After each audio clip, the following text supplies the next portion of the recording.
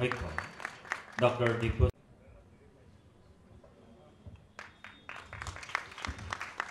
বৰুৱাদেৱক অনুৰোধ জনাইছোঁ। শ্ৰীমন্ত শংকৰদেৱ গৱেষণা প্ৰতিষ্ঠান ধন্যবাদ।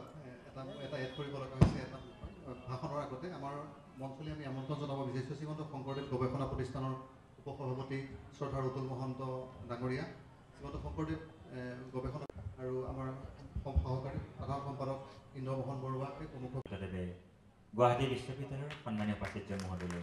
এই গোটেই বিষয়টো মহাপুৰুষ গুৰুজনাৰ পবিত্ৰ জন্মস্থান আমাৰ পবিত্ৰ বৰদোৱা। এই বৰদোৱাতে আমাৰ সৰ্বকালৰ সৰ্বশ্ৰেষ্ঠ গুৰু মহাপুৰুষ শ্ৰীমন্ত শংকৰদেৱৰ জন্ম হৈছিল আৰু গুৰুজনা আমাৰ অসমীয়া জাতিৰ হৃদয়ৰ স্পন্দন।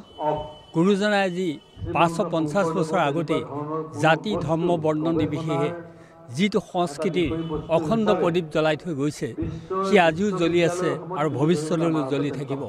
আজি শ্ৰীমন্ত শংকৰদেৱ গৱেষণা প্ৰতিষ্ঠানত তৃতীয়খন পত্ৰিকা আজি উন্মোচন কৰা হৈছে আৰু এই পত্ৰিকা 20 বছৰৰ পাছত উন্মোচন কৰা হৈছে।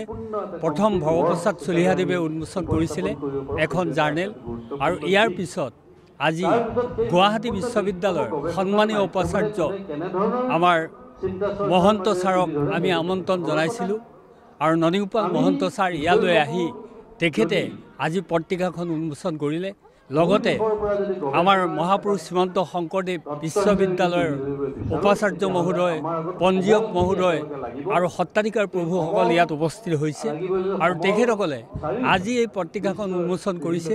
এই পত্ৰিকাখন ইংৰাজী আৰু অসমীয়া দুয়োটা শাখাতে লিপিবদ্ধ হৈছে আৰু বিশেষকৈ গৱেষক আৰু বিদ্বান লোকে ইয়াত প্ৰবন্ধ লিখিছে।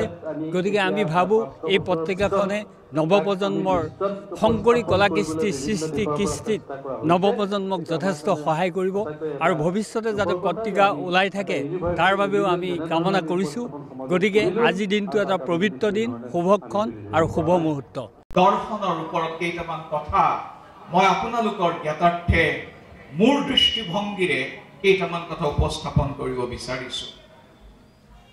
It's very important that we try to look at the philosophical foundation, ideological foundation of Mahapurush Shankardev and Mahapurush movement, যেটো মই এটা আন্দোলন বুলি কৈছোঁ।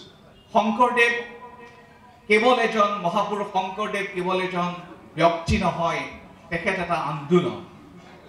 এই মহাপুৰুষ শংকৰ গুৰুজনাৰ আন্দোলনটোৰ লগত সেই সময়ৰ বিভিন্নজন তেখেতৰ আজ্ঞাপৰ শিষ্য জড়িত হৈ আছে।